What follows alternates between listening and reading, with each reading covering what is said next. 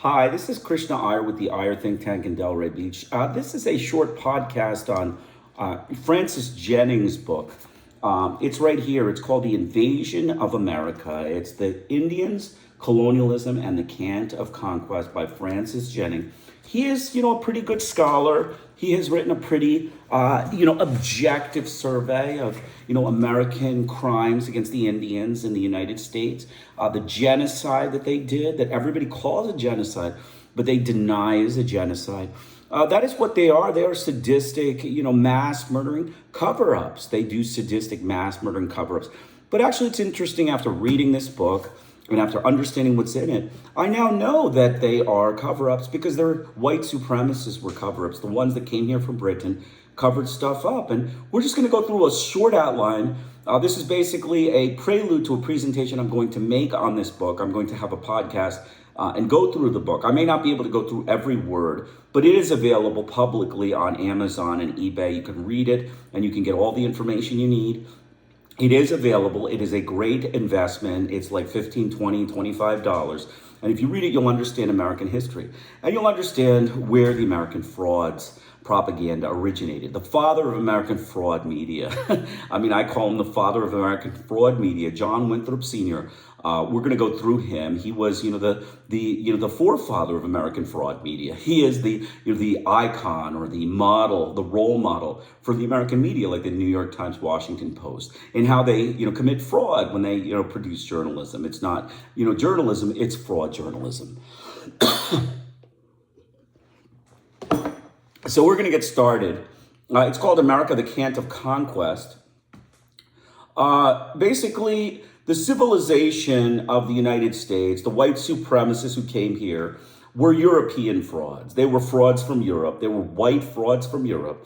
And they say they were not guilty of genocide of the Indians. This is a fraudulent statement. This is a fraudulent white supremacist discourse that is not grounded in fact. They were completely guilty of genocide against the Indians. They killed the Indians. But their defense, the white supremacist defense, is that they say the people that were killed were not alive, right? These moving Indians that they killed, these, people of color, these ethnics that they killed were not alive. And so they didn't really kill the Indians. That's the white supremacists from the times of 1645 to like the 1700s. Basically, page 164 of the book goes through the massacre of Pequot in Massachusetts. This is a terrible thing. I'm going to read a short, excerpt of it.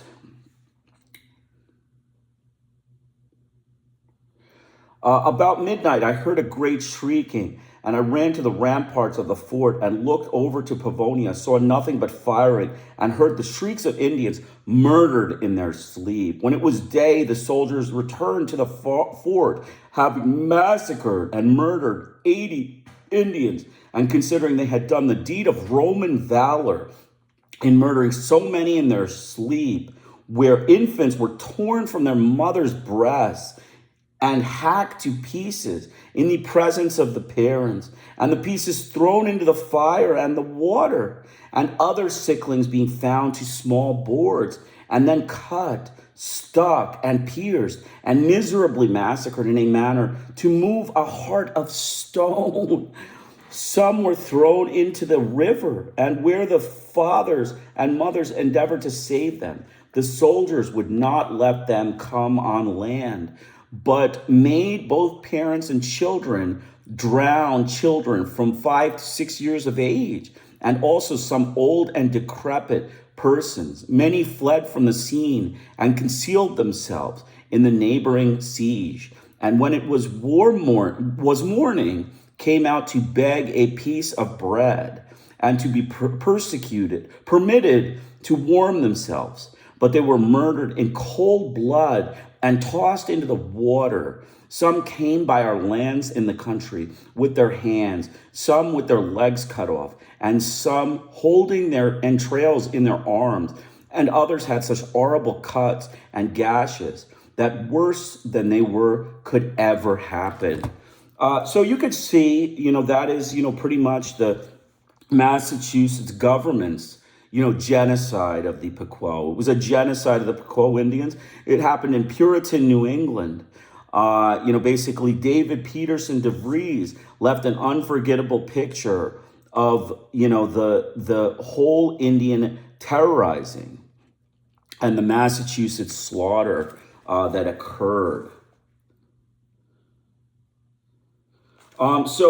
Basically, the Massachusetts did basically a terror campaign against the Indians. The Pequot Indians were slaughtered by the Massachusetts government, the Commonwealth of Massachusetts. We know they are a racist group of white supremacist frauds. They were frauds.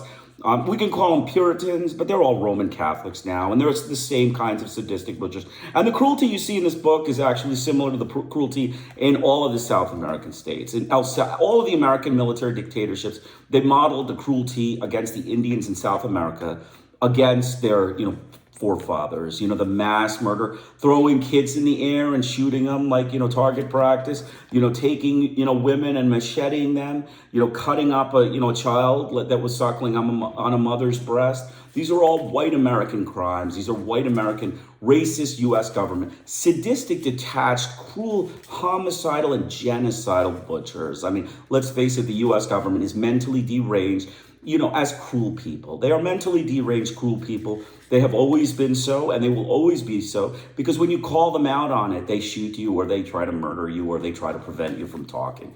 This is a problem with the U.S. government. They are a very dangerous group of white supremacists. They're mentally deranged, sadistic, detached, cruel government. It's a cruel group of white savages, and a real racist feeling of, ethnic hate. So continuing on, there were fraudulent cover-ups by white supremacists that are in the media these days. You can see the New York Times and Washington Post. We've reviewed a bunch of them. There were the New York Times in Indochina, the New York Times in South America against the genocides against the Achi Indians and many other Hispanic groups in South America. We see all their crimes against the cover-ups in El Salvador and the cover-ups in Honduras. We see their crimes of oppression in many of the South American countries, including Chile, that were covered up by the American, frauds, the American media frauds. The New York Times and the whole U.S. mass media is complicit in these frauds. But they mirror the cover-ups of John Winthrop Sr. He is, the forefather of American media cover-ups and propaganda. Basically, he put the book out, History of New England, and in this book, he describes the Americans, a campaign against the Indians. Basically, he was the father of white American propaganda and ethnic slaughter. He was a Puritan white American fraud. All the treaties that he talked about were, not grounded in fact. They were all made up after the fact, rehashings of the actual treaties that were recorded in a textbook and a book, but he destroyed it. He or one of his devoted descendants destroyed the book that had the actual Indian treaties in. And he wrote it in a pro-Puritan white supremacist way. And so, basically he rewrote the book, and, by rewriting the book, reflecting the Puritan ideology, the white supremacist ideology of the times, he fraudulently covered up the actual treaties, and he fraudulently covered up the genocide against the Indians in the United States, in the Americas, in, Massachusetts. It was the Massachusetts Indians, and all of the Indians were subjected to this genocide. But the Massachusetts Indians, the recollection of their slaughter and their, genocide was put together by John Winthrop Sr. And American innocence, the collective American innocence, is a manifestation of this, white fraud. Okay, this is a manifestation of white fraud. American innocence reflects the American people's, collective denial of their crimes against the Indians. It was a genocide by your government. There is no question. It has been told by the United Nations. It was a genocide by your government, and you are just in denial. You want to promote your government and prop your government up as a group of prestigious people when they are just no more than, charming, hate-filled anti-ethnic mass murderers. That's basically what they are. They are, mentally ill, hate-filled anti-ethnic mass murderers. Two other people that were also involved were Reverend William Hubbard and Reverend Increase Mather. John Winthrop Sr.'s book was put out in 1645. Okay, it was the first book that was put out on the history of New England. And basically, by destroying historical records, John Winthrop Sr. set the precedent for the U.S. government's continued imperialistic wars of aggression. Their imperialism and ethnic oppression sprung out from John Winthrop Sr.'s distortion of historical facts and data through his, destruction of the Indian treaties that were originally kept and him rewriting them in the white supremacist discourse. So that's basically why the U.S. government continues to carry out wars of aggression and then destroy the records. If you look at Vietnam, Laos, Cambodia, the Indochina War, if you look at the wars in South America, the struggles in South America, including Chile with Augusto Pinochet, Guatemala with Jacobo Arbenz, all of the different South American rulers, including Brazil, Venezuela, Colombia, all had right-wing dictatorships under the United States. They destroyed all the records, destroyed all the actual facts, and, have them, hidden away in their, denizens of, racist, sadistic hate and cruelty. And, that's who they are. That's what they do. They do fraudulent cover-ups. But he was the one, John Winthrop Sr., by setting that precedent. America has continued its imperialism by denial. Its imperialism by denial and destruction of history records, denying that they did crimes and then continuing to commit those crimes in real time. I mean, that's, the fact. So Reverend William Hubbard had the narrative of the Indian Wars of New England in November 1675, and it was approved by the Board of Massachusetts Governorship and Council of White Supremacist Frauds. I mean, that's basically what Reverend William Hubbard's book was about. It was a book about the, the Indians and their campaigns of slaughter. He, was a pro-white supremacist that used to, protect the whites' prestige and the white ego by denying or, delimiting the crimes that were committed against the Indians. He, embellished them. He hid them. He, pretended they didn't exist. He, removed and falsified, the data. He falsified the records. And he is another one of the white supremacists on which the American propaganda state continues its facts. Reverend Increase Mather in 1676 put together a prose on the brief history of the Indian War. That's the title that was published in Boston and London. The prose is more revealing of the Puritan ideology than informative of the facts. His statement was, "The Lord of God as our Father has given us the right to possession and land of heathen people amongst whom we live as a pro-ethnic slaughter of Indians due to jealous delusions that Indians were somehow jealous of the American whites." His book, by saying these things, he again embellished all the statements. He, made falsifications and omissions, and he provided basically a model book for U.S. government imperialism, a model on which U.S. imperialism has continued to, destroy the records and rewrite them in the eyes of the white supremacist fascist government and, lie to the world public. They lie to all the countries that they committed criminal acts and cruel, sadistic slaughter against. And, they just, complain when you call them out on it. But I'm going to keep doing it. I'm going to keep these podcasts going. I don't care what they say or, whatever threats they have. They can send one of their white supremacist fraud mass murderers to shoot me. Like, we know we're holding back on their fascist, actions, their gun violent, tendencies of the American public. The gun violent tendencies of the U.S. public is, clear as day. We've seen it, in ethnic slaughters when Trump was president last time, in Walmart and, the Baptist churches, the synagogues, all of the places. They are ethnic fascist, racist, mass murdering fascists, oppressive, hate-filled, whites. That is what they are. Regardless, both of these books, Reverend William Hubbard and Reverend Increase Mather, both in 1965 and 1675 for Mr. William Hubbard, the narrative of the Indian Wars, and 1676 for Increase Mather, on a brief history of the Indian War, were both white American, poorly researched, imaginative volumes that followed John Winthrop Sr.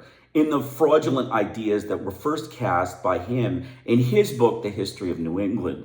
They twisted meanings, they made skilled attention to details of phrase that medieval monks used. If you see the real history of the Puritan, actions in the wars in America, the Native America, the frauds have rewritten the history. And, this man, Francis Jennings, a scholar, has rewritten the history and told us the truth. And you can see in this book what has happened, what actually happened. There's one chapter, 2 Ways to Connecticut. I'm going to just, read a quick little short thing. 2 Ways to Connecticut.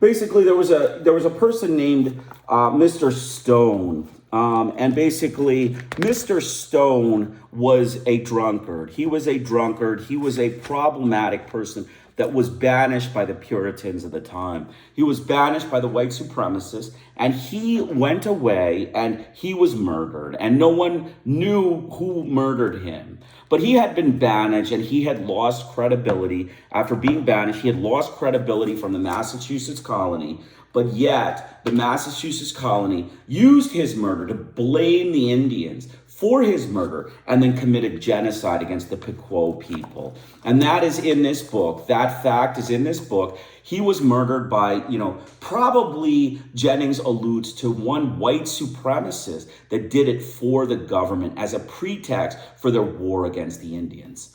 What more do you have to say? What more evidence do you need that, a worthwhile scholar has recounted a murder of a white that was banished, that was a criminal among the group of whites in the Puritan times, and he was murdered. And, they blamed the Indians for the murder when they themselves did the murder. This is the Massachusetts government. This is the Massachusetts government that murdered this Indian, that murdered this white man, and then blamed the Pequot Indians to start a war against them. And that war resulted in a genocide. And you heard what happened during that war. They were all, macheted, tortured. They were, thrown in rivers. Their babies were, cut up, in front of their parents. All of that stuff happened by the white man in America. And that's, ultimately what it is. I mean, whether it was the Dutch, whether it was the English, whether it was the French, it doesn't matter. It is the Europeans. And it is, for most part, the British, the Dutch that were here.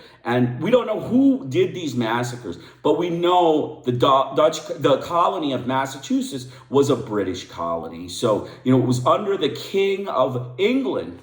And he didn't investigate these crimes. He didn't decide to say that Mr. Reverend Mather, Mr. John Winthrop's books was fraud. He just let it be. He said, that's fine. We're going to just follow this propagandist nonsense garbage. And the U.S. government has continued it. They've continued this sort of, propaganda throughout the way. So I recommend strongly purchasing the book. All of these books will be available on my website. I will have my website up in about 2 weeks. But for now, I recommend this particular book to be purchased by Amazon. It is available new, and it is available, at your leisure. At your leisure, you can purchase it. I will put all the links and my notes in the website that gives you the references from the book that shows you that, the whites of America, have modeled their propaganda media garbage on John Winthrop Sr.'s History of New England in Francis Jennings' book as reference. Hope you enjoyed it. Krishna Iyer with the Iyer Think Tank in Delray Beach. Have a great day.